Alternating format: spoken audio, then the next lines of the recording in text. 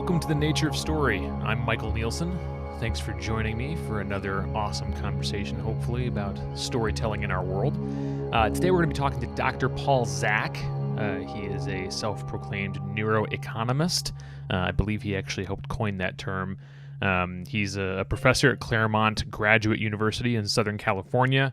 He's doing a lot of research and has done a lot of research on the hormone oxytocin or oxytocin. I always mispronounce it.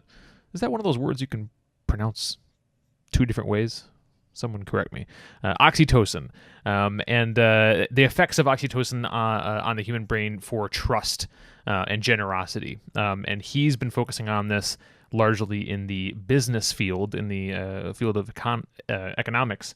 But the reason I had him on the show here is because, number one, storytelling is a broad subject. And one of the things that we always talk about in here is the effect of storytelling on building trust, right? So we're tapping into the brain and having, firing off juices in the brain just as much as anybody as storytellers. And when we're an audience, we're feeling that effect. But he's doing, as a part of his research on oxytocin, he is using stories as the material for his experiments. So I asked him in this interview to describe the setup of a few of his experiments so that you can better understand that.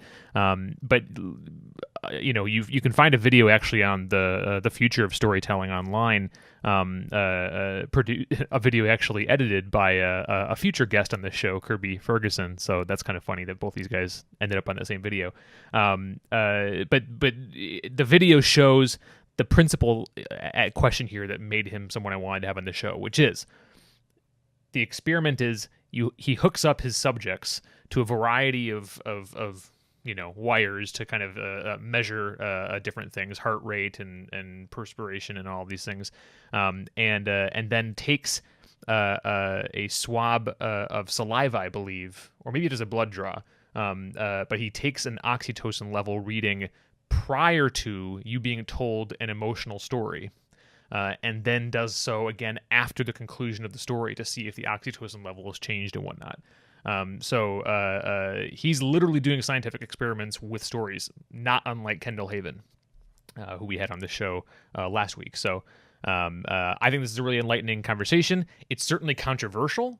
You'll find just as much scientific writing out there that says oxytocin is not this kind of end-all, be-all moral molecule, as Dr. Zak likes to refer to it as. So I definitely suggest you do your own research and learn about all of the different perspectives on this stuff. But Dr. Paul Zak is a very notable voice for his particular school of thought on this, and he's working on it every day. So anyway, without further ado, I bring you Dr. Paul Zak. So starting off, we're going to be talking about story. We're going to be talking about storytelling in a moment, but I want us, for our listeners and viewers, to kind of jump back a little bit for you to kind of how you came to this, because you started off more just studying like oxytocin and morality and science. Can you give a little bit of your background in that regard? Right. So we were the first scientists to show in the early 2000s that when someone tangibly trusts you or intentionally trusts you, your brain makes this chemical oxytocin, and it motivates you to reciprocate. That was one of the kind of deep mysteries in biology and neuroscience.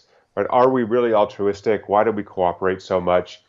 And we studied this by having humans interact with each other in a scripted way by computer, but so we could quantify trust and reciprocity. And as we started doing this, we started thinking about other ways we could stimulate the brain to make oxytocin, which prior to our work was just known as this reproductive hormone. Women made it when they gave birth or breastfed. And anyway, I was on a plane coming back from, traveling a lot, and coming back from DC. It was late, I was tired, and the plane was turbulent, so I couldn't work. So I started watching this movie, $1 Million Baby. Right? Clint Eastwood, Academy Award winner, had never seen it because I'm busy. And so I'm absorbed in the movie. And the next thing I know, this guy's poking me in the shoulder next to me going, "Sir, do you need some help?" Yeah, at the end of the movie, I completely lost it. Like, not like, little, like gobs of stuff coming out of every orifice in my face. And it was I have two daughters, and, it was a father-daughter story. So you can imagine why it might have affected me more. But coming back to that, telling my lab mates about this the next day, I said, I was cognitively intact. Wasn't taking drugs. I didn't have a brain injury. I knew where I was. I know this is a movie, and yet I couldn't help but have this strong emotional reaction. So we decided to start studying story as a way to connect to people emotionally to see if we could cause oxytocin release. Yeah, that's amazing, and you kind of are basing this off of a lot of research you've already done. Back you wrote the book, the Moral Molecule, and like talking about kind of even just measuring that oxytocin you're talking about, where you used, I want to say, the nasal syringe or whatever it's called with people, trying to put it in some way, like pharmacologically in some way, and then now you're trying to find if story does the same thing, maybe, but in a less pharmacological way. Is that a right way of saying it, or I don't even know? Right. So as we started studying this, we developed an assay to measure oxytocin release in blood. Yeah. So the first question is, does your brain actually make this chemical, and what are the chemicals that are being made when you watch a story? And so we developed a number of different short narratives, videos, and they just took blood before and after people watched it.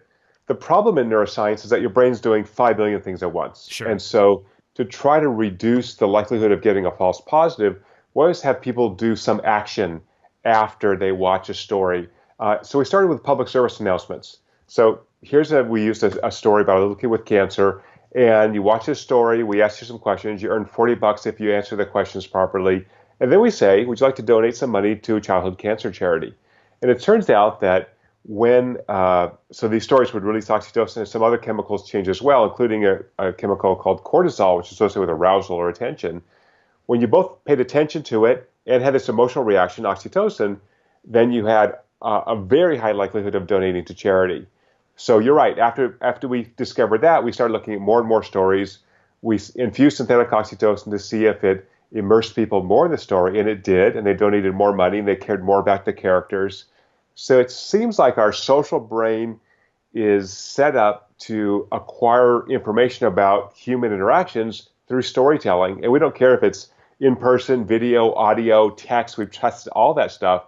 The brain loves a good story. Yeah. And so, and since we're kind of transitioning onto that aspect of the brain loving a good story, you mentioned one of the key elements there, which is it has to somehow grab attention.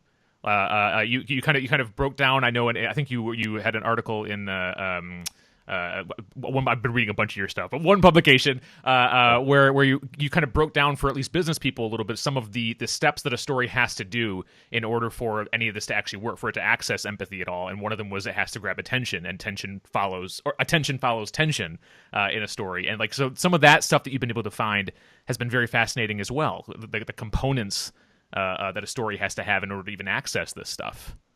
Right, and the attention part is sort of a gimme. Yeah. I mean, advertisers have known this for a long time. That's why you put, girls in bikinis in beer commercials. Mm-hmm.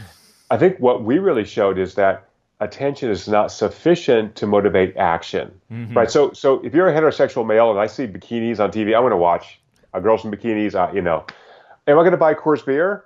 Probably not. Right. I'm not a big fan of Coors beer. Sorry, Coors people. So I need two things. I need to pay attention, number one. And number two, I have to actually care about the actions or the characters in the story. And so I think that's the interesting new part, is that I've got to sustain attention. And from a brain perspective, attention is a very costly program to run. Mm-hmm. So that's why, we're all in this ADD kind of world where we like to see 140 characters and short clips. So storytellers have to create a way to sustain your attention before anything else happens. And we do that by building tension in the story, as you said. And we can talk about long form. I'm really thinking short form here. Let's talk about long form in a minute. And then I've got to make you actually care about the characters in the story. So in the work we've done for lots of companies analyzing their messaging, what we find is that sometimes you can have an okay story, but not generate enough oxytocin release, not generate enough empathy for the characters to essentially get a monkey see, monkey do effect. So if I pay attention and I really release oxytocin, now I care about the characters, I'm sharing their emotional states, then it's as if, as a social creature, I'm going, oh, apparently the humans care about kids with cancer now. I'm a human, so I ought to, donate some money to cancer charity. So that's a real interesting little trick in the brain. So again, same thing, Michael, that you and I haven't done because we're males, but you go to a movie, at the very end of the movie, the boy gets the girl and you're crying. Right. again, what the hell, right? Yeah. I mean, at some level, you know it's a movie, you're cognitively intact. Why would you do that? Because the theorists believe that, we learn so much from living in these artificial worlds about what we might do in such a situation. So this is why I think teenagers love the slasher kind of movies, right? So, if you're 16, 17, you realize in a couple of years you're going to be on your own. Mom and dad can't protect you. So if you happen to go camping with your friends in the woods and the power goes out, don't go looking for the guy with a knife outside. Stay in the cabin. Call for help. That's what you learn from those movies. So they're learning experiences. But filmmakers really, this goes back to Aristotle. You have to have the ethos, logos, pathos, right? You have to have that triad to really get me to care about the characters. And now, from a business perspective, what's super interesting is once I care about those characters, now you can persuade me. So you can move me backwards and forwards a bit, because you've captured not only my attention, but my emotions. Yeah. And in a moment, I want to get on to the experiment you ran with the narrative about the father with the boy with cancer, because I think that's a great example of that you've used a number of times.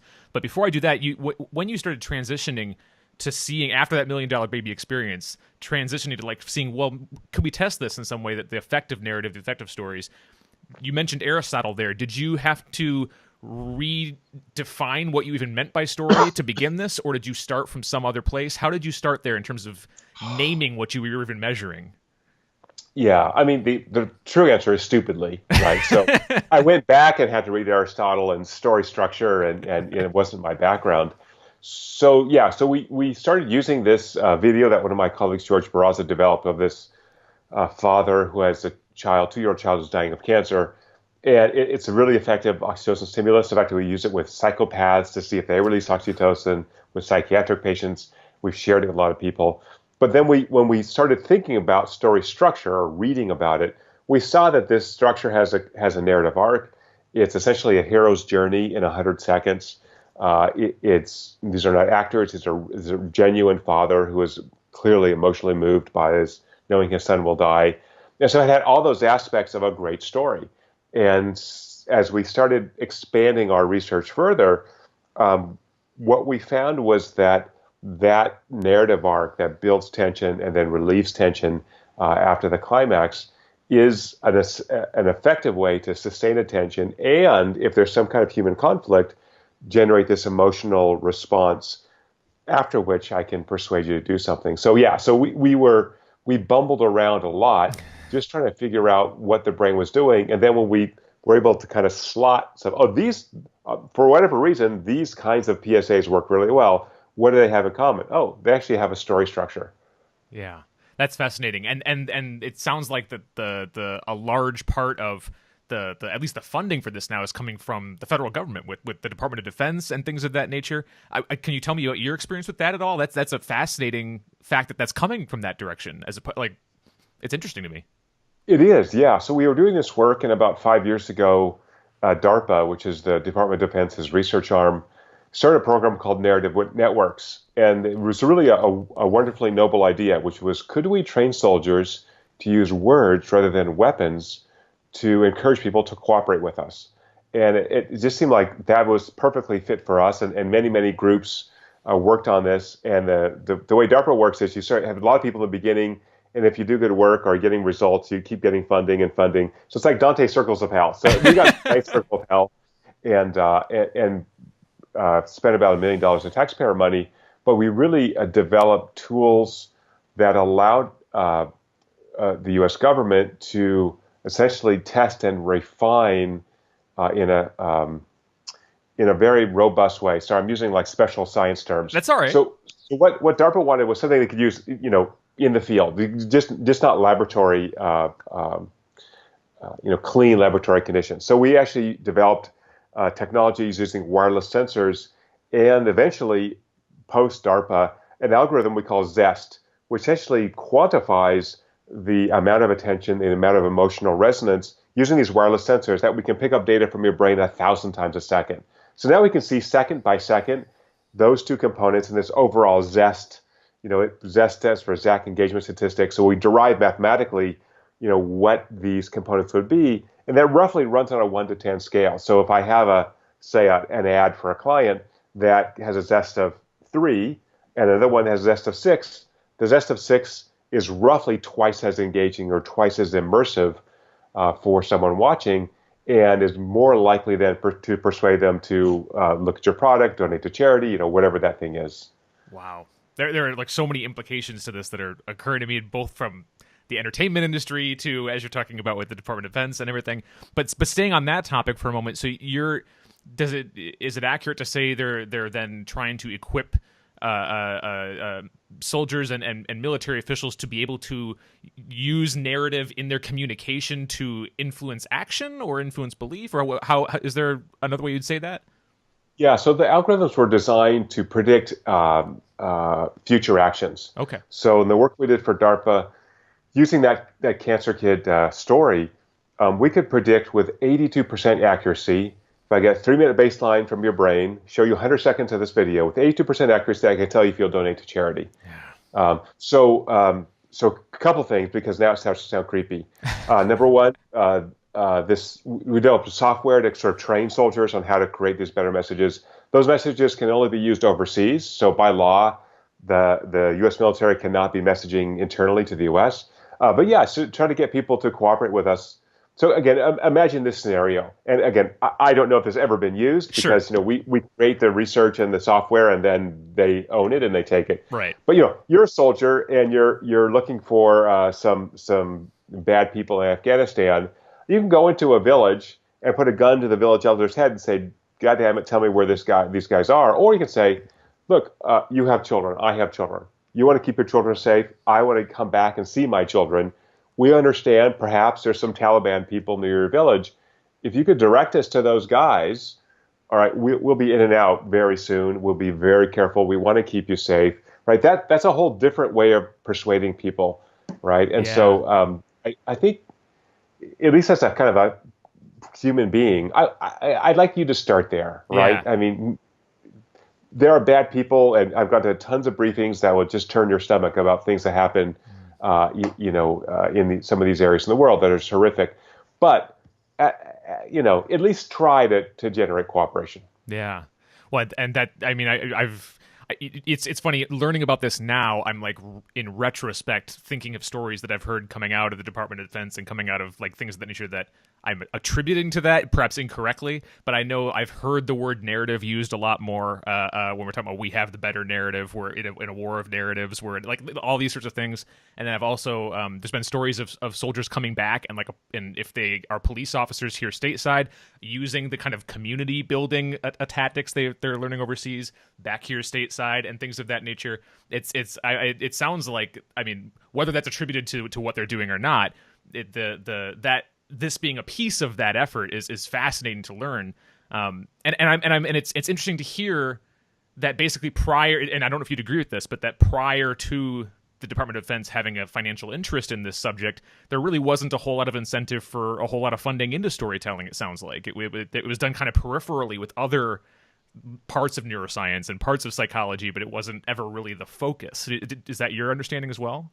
It is, yeah, and narrative is really part of the war on terror. As you may know, ISIS has its own state-of-the-art production studio, and they produce beautiful and persuasive videos that try to get people to sign up and support their cause, and so there's really a narrative battle going on here. And you're right, I think now the U.S. government has realized this, but I think what's really nice is to come back to your background. Yeah.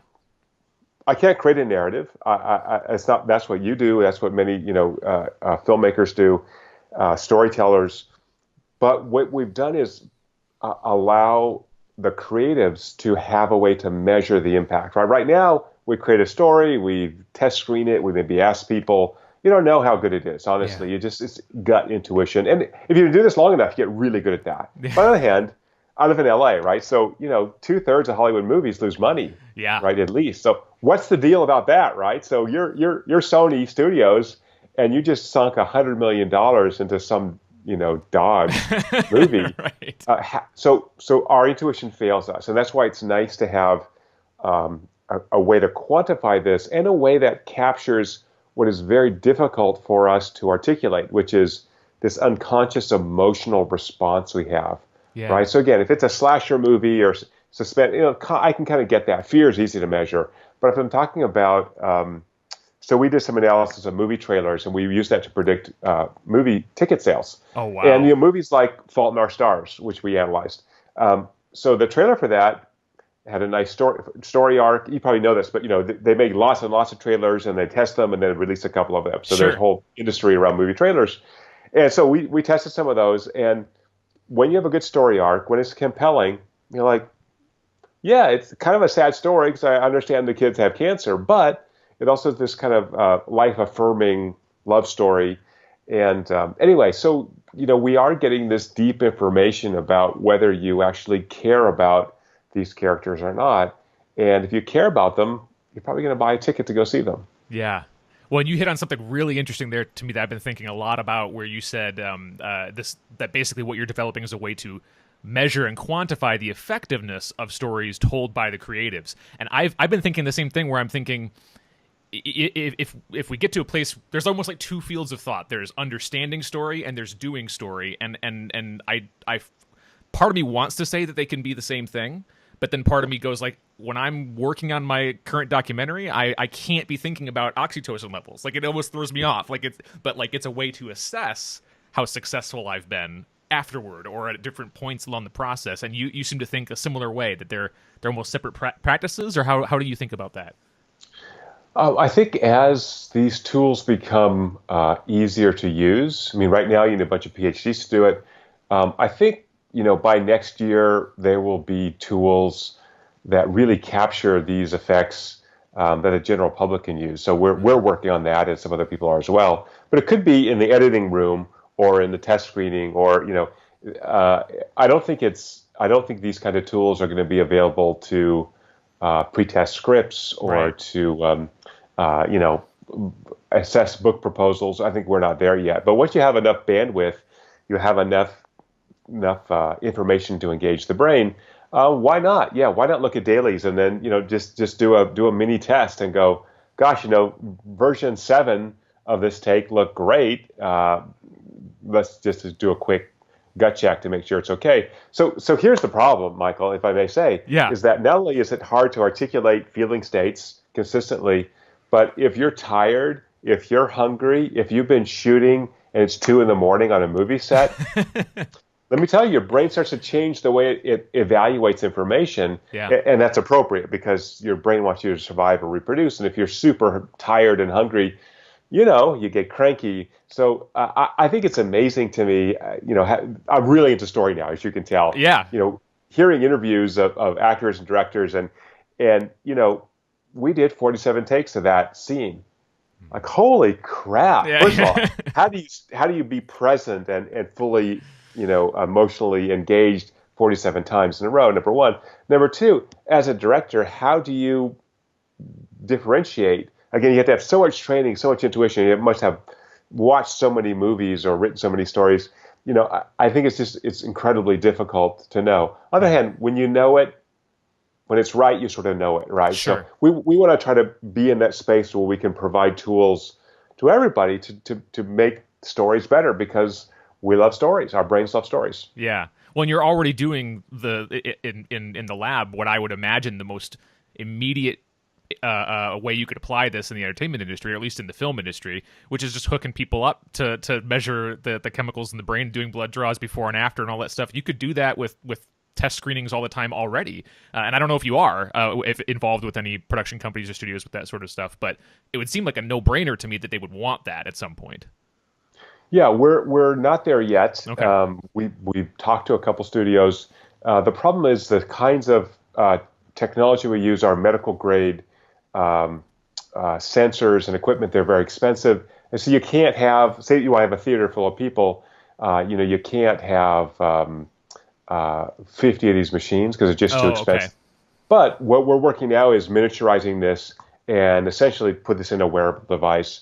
So once we have that, then the action is in the software around that. The device is cheap, and so you can have 100 people wear these sensors in a screening, and instead of having them turn dials or fill out cards, which is just really neurologically insane, like kind of data you give, it's like asking you how much you like your spouse or your dog. You're like, Yeah. depends what day of the week it is, really. Right.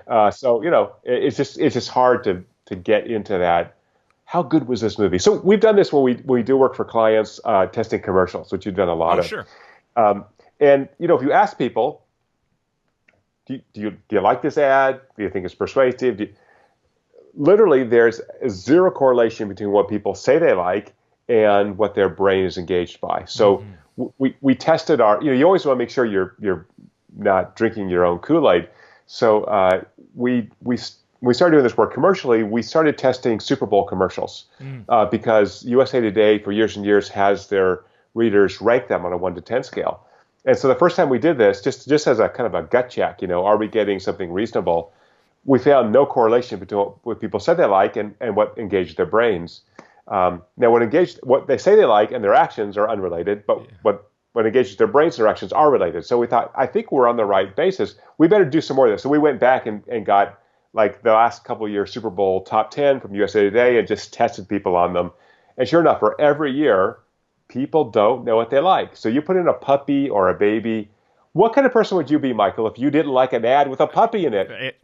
Apparently, right? A very small minority of people, that's for sure. Right. So again, what we found is this really tight relationship between story structure and actions after that ad. So a good story is a good story is a good story.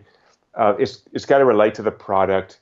We've tested whether they have stars in it or not, whether there's music or not. We sliced this 5 million different ways, but basically what wins is a good story. Yeah. And so that, I think for filmmakers and storytellers who are watching, that's super important, right? So again, I can't make that story. You guys have to do that. And if it's a great story, it will move people, and it may move them to tears in a movie theater. It may move them to purchase.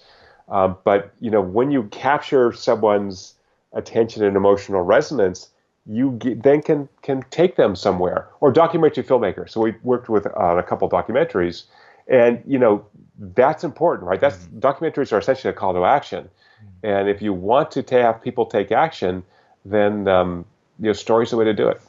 Thinking on that point, that the call to action or inspiring the purchase or any of this stuff transcending all these types of storytellers, you mentioned earlier the example of, you may see a commercial for Coors that, releases the Oxytocin, but wouldn't actually inspire you to buy Coors. Well, it's because it doesn't release Oxytocin. It just captures your attention. Got There's it. girls in bikinis. I see. Right? Okay.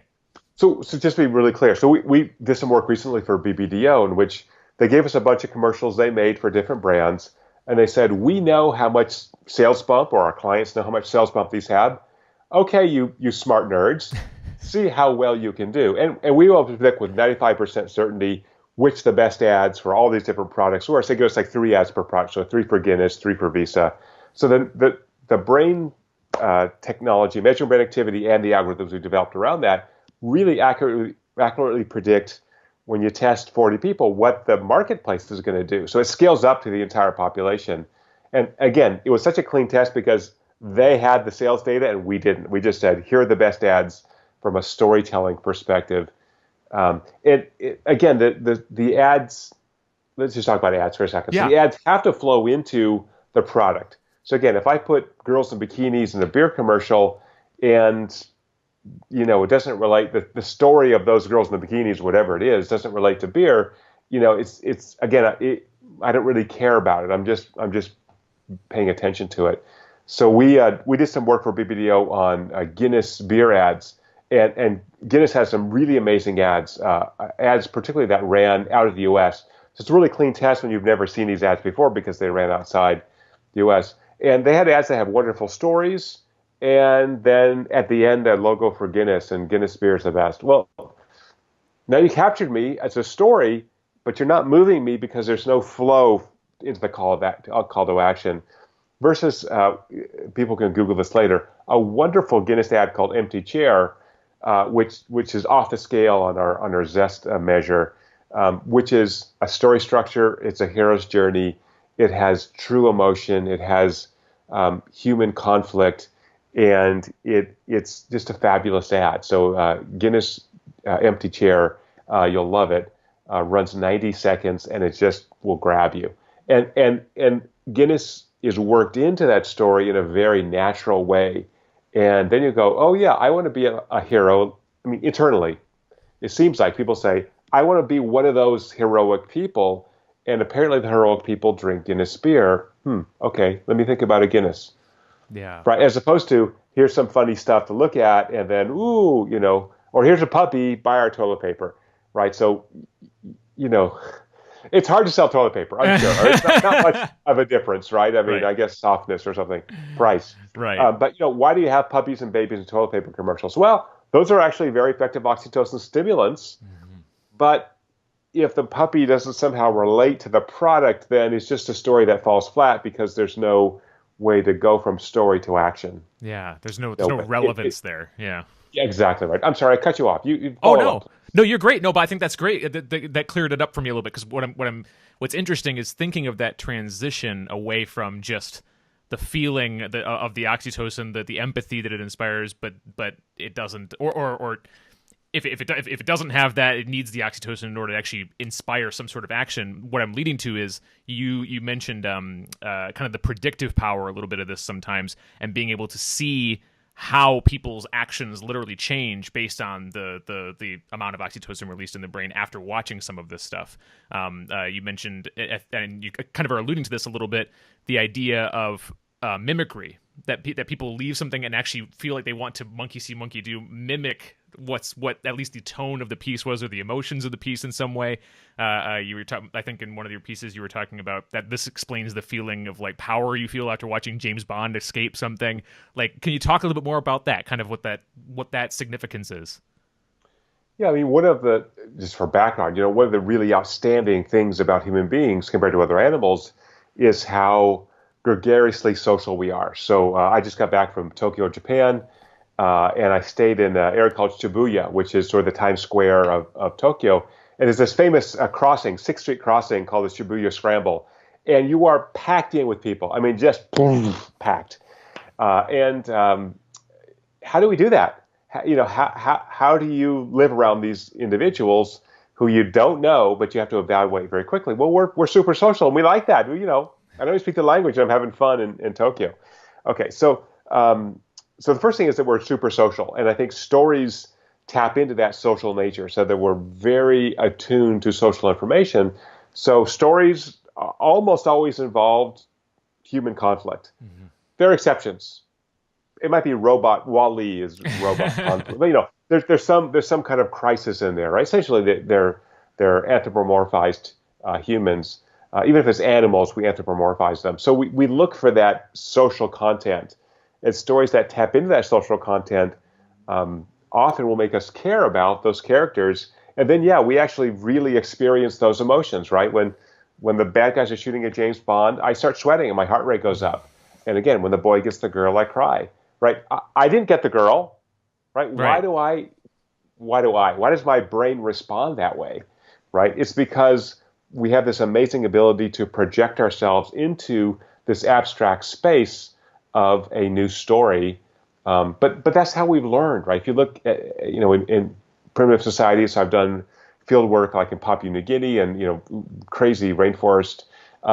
Storytelling is the key. That's how we transmit information. So I think we're just, taking this ancient way that we somehow found is effective, which is to tell this narrative with tension, with emotion, and use that to convey new information.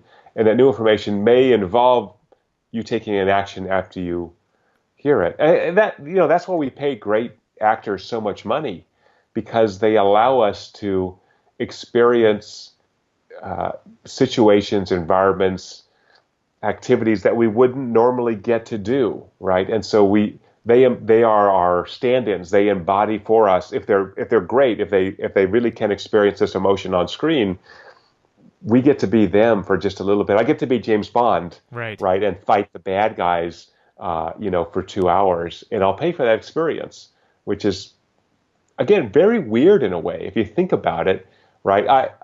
I don't anticipate seeing super spies from Russia or whatever. Why do I even care about how to stop them? Well, but I may run into bad people in my life once in a while, and so I want to have in the back of my mind potentially, here's the way you deal with the bad guys. Right. Don't show fear. I don't know, be a hard-ass negotiator. Whatever Right. those things are, those are something that I've somehow learned probably from stories.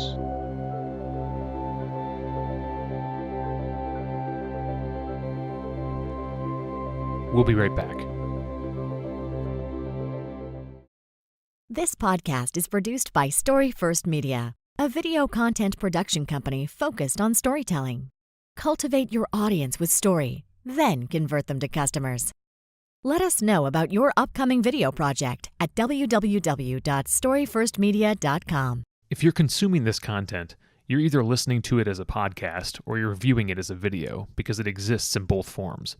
If you'd rather watch my guests and I talk over Skype video, you can find this and all subsequent episodes by subscribing to my YouTube channel. Or if you'd rather listen to the conversation, it's available for download wherever you get your podcasts. I really think these conversations are valuable and will only get better as we go on. And having earned your attention means the world to me. These aren't short conversations. So if you have any comments, questions, suggestions for guests or topics, books I should read, etc., please email me at thenatureofstory@gmail.com or get me on Twitter or Facebook at Michael Neelsen. That's Neelsen. All right, back to the interview.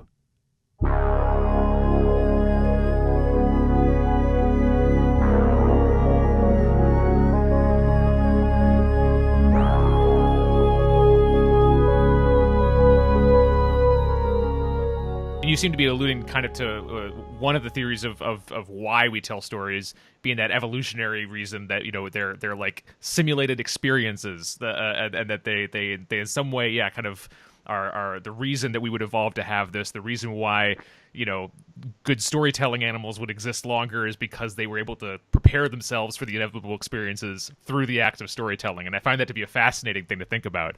Because it does all come back to that question of why. Why do we do this in the first place? Right. But with your research, you've also talked a little bit, taking it off of this the call to action or the inspire to motivate or inspire to purchase.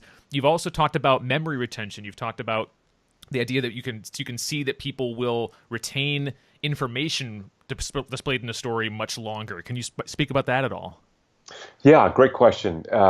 Certainly from the advertising perspective, you want your ad not only to have an impact now, but potentially in the future. So it turns out that receptors for oxytocin are active in areas of the brain associated with social memory. So we can recall information more easily if it's tagged with emotion. And so if that emotion, it's like imagining your first girlfriend in high school, right? So, it's easy to imagine because you had such an intense 3-week experience right. or 3 months, whatever, right? I remember my first girlfriend's name. I remember a lot about her. I don't even know where she lives anymore. I have no idea, but, it was a really intense experience. And so, from a storytelling perspective, if I can give you that intense experience, then it's easier to recall it. And so that, I think, is where the rubber hits the road, which is storytellers, advertisers know they want to create this emotional connection to the characters of the story so you can remember that better. But if you ask people, how emotional was that? Right.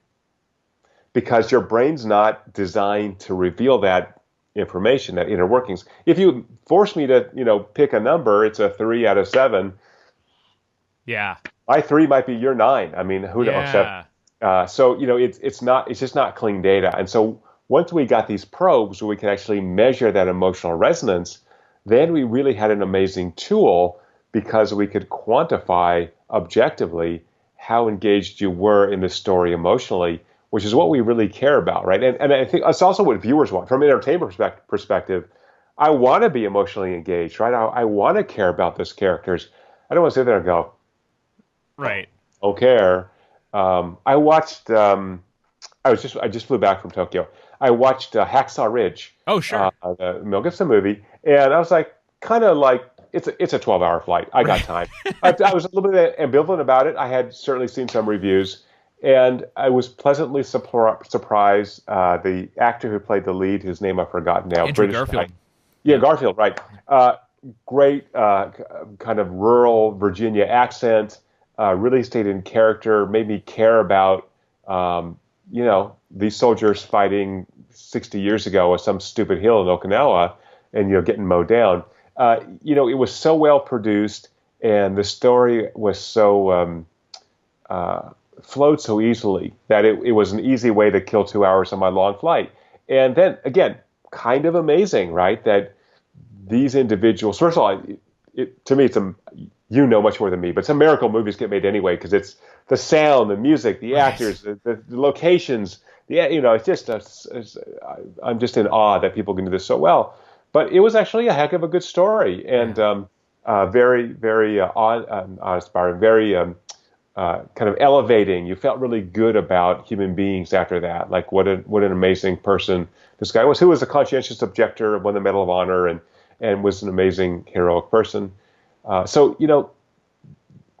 Why did I seek out that experience, right? Why didn't I just listen to music or read a book?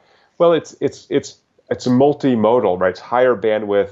I'm getting audio, I'm getting video, I'm getting emotion. That I think you don't always get in other media, right? That certainly you get absorbed into a great novel or something, but the multi-sensory experience I think is very valuable. And if you think about all the things that we do, all the kind of rituals we have, many of those are multi-sensory when they're quite valuable. The Pledge of Allegiance, your hand over the heart, the music, everyone's standing up, right? So that's important. Yeah. I don't know how we got on this topic. You redirect No, right. me. No, this is great. This is because it makes me think about things as well. Like you have a religious background as well in your family, I believe, and you've talked about like the rituals of that even is something that you can't. If you get rid of, I don't know if you've said this, but this is something I'm thinking about. If you get rid of one thing, you almost have to replace it with something else. Like there's a need for ritual, a need for engaging the senses in some way to influence each other socially, to receive things socially. There's something as much as the on the one hand that evolutionary explanation of their simulated experiences is satisfying. On the other hand, it's kind of like, why on a plane would you decide, where I'd really like to, simulate an experience right now in the middle of war? Like, like why, like that the idea that would happen, we must have some draw to gaining something out of watching other people engage in obstacle, engage in tension, engage in something. And what you're studying about all this is giving us some of those answers, it sounds like, which is fascinating. Yeah, and one of the take-homes for viewers is the more multisensory you can make it, the better. So we have studied a lot of rituals, religious rituals, non-religious rituals. Mm-hmm. And I do think that this sort of I was raised Catholic, the Catholic approach to religious services is so smart. Incense, you have smell, you have music, you have stained glass windows, you have singing, right? So all these things make that experience richer. So to the extent that storytellers can create, the old saying in writing, right? Show, don't tell. Yep. So the extent that you can have them experience this vicariously and the richness of all those senses, the better off the story will be, generally speaking. The more valuable it will be to the viewer or reader. Yeah. We sort of knew that already, but now you know the neurologic reasons why. And by the way, one thing we find out about long form, the downside to what I've told you is that this really works well in short form, which is I can make this nice story arc, I can resolve it, and I feel good, and then I had a great experience. But in long-form storytelling, so movies, novels, the attentional response tends to be draining. So it's really hard to sustain attention for more than 10 minutes or so. And so, what storytellers have done that you guys know intuitively is you ramp up the tension. So if I even look at a short-term story, I just focus on the attentional response. It's a sine wave. Yeah. So we flit in and out because I'll listen to the air conditioning, I'll do something else. And so it's never this straight, Freytag triangle up and down. It's more modulating. And then if it's a longer story form, you want to hold. So I built up some tension here with story one. I want to start story two a little lower, right? And then build up that tension, hold it, and maybe then bring in some comic relief, give me a little break. That's a breather. And then I can build the tension again. And so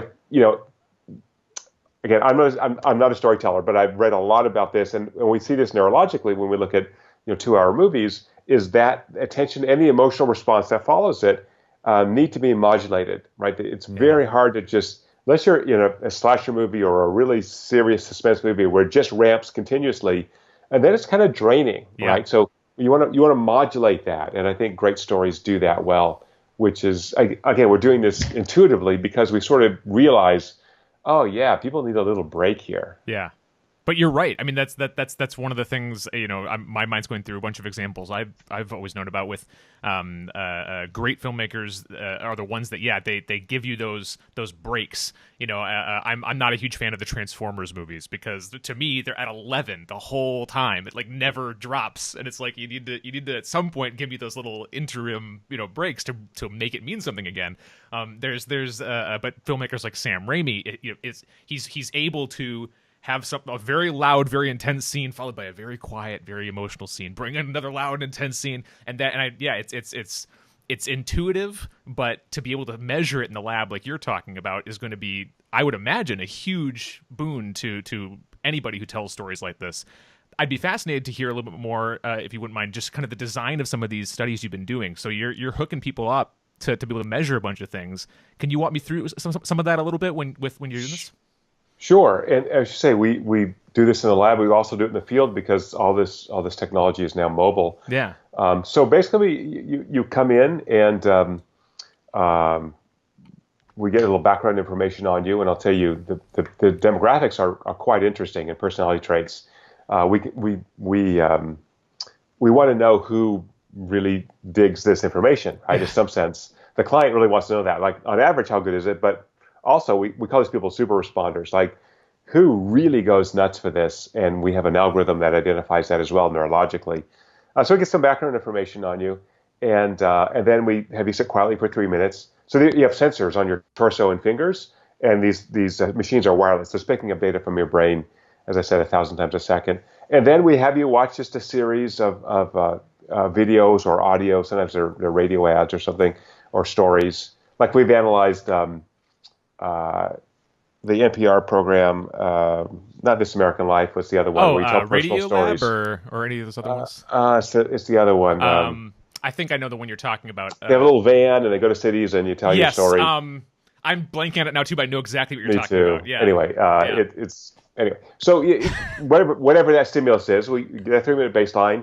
Have you watch a series of those. Series because once you're in the lab, we want to give you lots of information, and then this is a big data endeavor. Yeah. So for 30 people, if we show you stories for an hour, 30 people times 1 hour each, we get about a gigabyte of data coming out of your brain. Wow. And most of that data is not about the story. It's what your brain's doing to keep you upright, breathing, and conscious. So we had to extract out these little ribbons that respond to the story. And so grind, bunch of data. And then we actually can average that data across all the individuals and see second by second how that story is engaging you in this overall measure that we've created called ZEST. So it's kind of fun.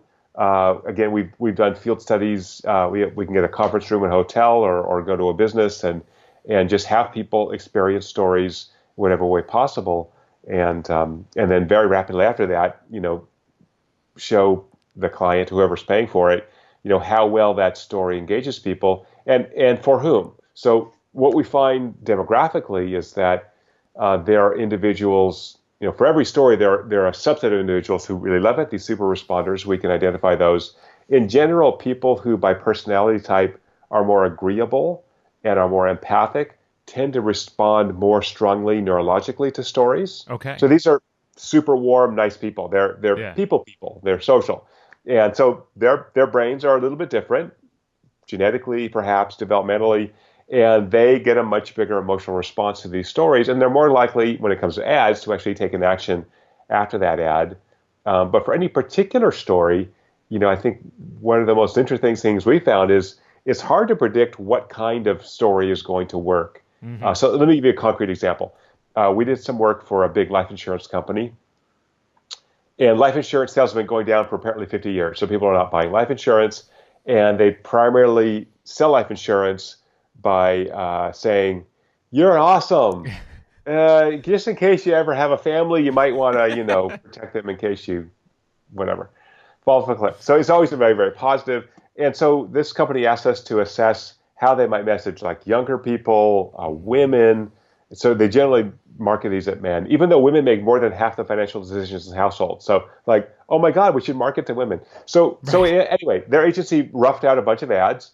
We hooked people up in 3 different cities, Chicago, Philadelphia, LA, and had them watch these ads. And they weren't branded at all. They were just ads for life insurance. And we found, for example, that for young males, the only way you can get them to care about life insurance is to scare the pants off them. So just, you're a stupid ass. You're driving your motorcycle 90 miles an hour. If there's anyone in your life that you care about, good luck, because you're going to be dead soon. Right. So that's pretty valuable intel. Again, you might have intuited this, but it's nice to have the data to show, oh yeah, when you talk about families and puppies and little babies, young guys don't care about that, right? So for women, again, much more family-oriented, focus on the children. For guys, older men, you focus more on things like responsibility and as an adult, this is what you do. You have to buy you have a mortgage and you got to pay that mortgage every month, and you got a family, you got to pay your life insurance every month. So again, I'm simplifying now for our conversation, but it's pretty cool to see young male watching, total life insurance ad, don't care, and then the scary ad, whoa! But if you ask guys, was that ad, did you find it persuasive? Yeah, right. What are you going to say if you're a 25-year-old guy watching some life insurance ad? Right. Like it. So what we did in that study, actually, we after they saw ads, we said, would you give us your email so a life insurance agent can contact you? So we really care about the actions, and no one wants that email or phone call, right? Right. Hey, Michael. Yeah. Not as young as you used to be. Yeah. Not a small ask buy there. Some insurance. Yeah. Right. So again, the neurologic data predicted who would give that email. So wow. Yeah. So again, I think for viewers, we are in this. This is not mind control. This is creating better stories. But honestly, if you're over 30 and you're not completely a hermit, you probably should have life insurance, at least some life insurance. Right. So we still. So for viewers, again, are getting this creeped out viewing. There's no mind control here. I'm just telling you how to tell a better story, which we all like to experience. Now, you have a big front of your brain called the prefrontal cortex, and that's the kind of decision area in the brain. So even if I tell you a hell of a good story and you don't like life insurance, you just enjoyed a good story. So you still have volitional control. I can't do anything to manipulate your brain, right? Right. Other than just tell you a good story and see if it resonates with you or not. Right. Well, and I'll give my attempt at reframing this for anyone who's weirded out by it. I don't see it as mind control either. If anything, I find learning about this stuff empowering because it's knowing more what's going on up here. We're being told stories all the time. We've been told stories forever as a way of trying to influence us. And this research that you're doing and that your lab is doing and that a lot of other folks are doing is helping us to better understand how our brains react to those things. And maybe, the more knowledge about that can't hurt, I suppose. And yes, it may inform primarily people who are trying to influence us, but that's not always a bad thing. Right, and so long as we publish it, the scientific literature and talk to people like you, so everyone has that information. And so here's the best information for viewers who are creeped out, which is for any serious decision, always sleep on it. Yeah. So your emotions work very rapidly, and you may feel compelled to do something, buy a car. You want the brain to consolidate this information, and a lot of that happens overnight. Yeah. So any big decision, getting married, getting divorced, buying a house, sleep on it. Right. If it's so important, it's not going to go away in 24 hours. Right. So just sleep on it, and that allows you to process all this information, consolidate it, and you'll make a good decision. So, if it seems creepy, just slow down the decision process. That's right. Buy now, operator standing by. We know we know why they're doing that. So just slow it down. Exactly. I wanted to cover one more thing that you were mentioning before. Again, I think you mentioned it, but how are you defining the ZEST level again? What is the actual qualification? Wonderful. So it's we use 3 different measures of attention and 3 measures of emotional resonance. The emotional resonance. I'm going to do 60 seconds of science. So for attention, we can do things like increase heart rate, increase sweating, and we use multiple measures because we want these little thin ribbons of information to be very robust. And so if one of those drops out, the other one can pick it up. It turns out that oxytocin, which is made in the brain, if I stimulate its release, it's released both in the brain and in the blood. And so when we did blood draws, the change in blood reflects the change in the brain. It's really the brain oxytocin I care about. But in the blood, it binds to the vagus nerve, this nerve that innervates your heart and your gut. Yeah. And the vagus and the heart itself have receptors for oxytocin. And oxytocin changes the rhythm of the heart, not heart rate, but the variability between heartbeats. And so we can actually capture that variability using electrocardiogram, like you would do at your doctor's office. Yeah. But ours are just cooler because they're wireless. And so we're basically taking information, algorithm, grind, and creating this overall measure called ZEST, which essentially is a weighted average of attention and emotion. So there's a lot of science behind it. And again, we published this, I think our first publication of this was 2009. So we've been, almost 10 years worth of work on this. Wow. And it took a long time to get down to, here's a number, right? So I'm leaving out a little bit of the details, but that's the situation I care about, right? Am I paying attention? Right. And do I kind of give a crap emotionally? Am I emotionally engaged? And how do I balance those two things? The attention has to come first. Yeah. So if I'm not paying attention, I'm not going to have the emotional response because, again, that's energetically costly. The brain wants to save energy. So the first thing is you got to capture my attention and make me care about this. So the stories start with some kind of mystery, right? There's some things happening. So now I'm kind of intrigued. Now I'm paying attention. Now you start ramping up the tension, and now there's some character interaction, some conflict, and now I start getting emotionally engaged. And we've actually tested commercials as short as 15 seconds, and you can still get an emotional engagement within 15 seconds. So anyway, so that's what ZEST is. It's this sort of weighted average of attention and emotion, and the weights depend on the physiologic factors we're measuring. But it's all in the peripheral nervous system, so it's the stuff coming out of your neck. Yeah. Which, yeah.